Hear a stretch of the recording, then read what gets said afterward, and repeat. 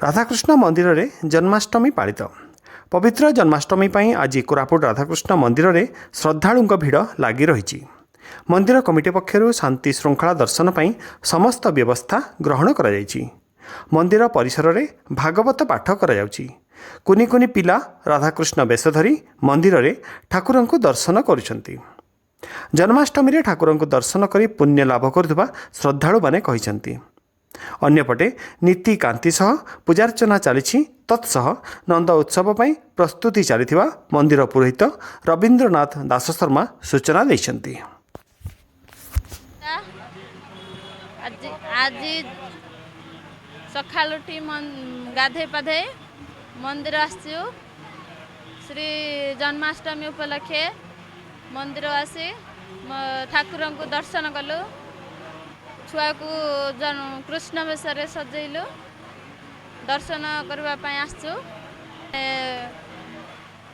भागवत चलची सब लोक मैंने पूरा ये अच्छा पूरा खुशी रे अच्छा पिला माने मध्य राधाकृष्ण वेश माने आसचंती समस्ते। आमर हाथीलाइने राधाकृष्ण प्रांगण रे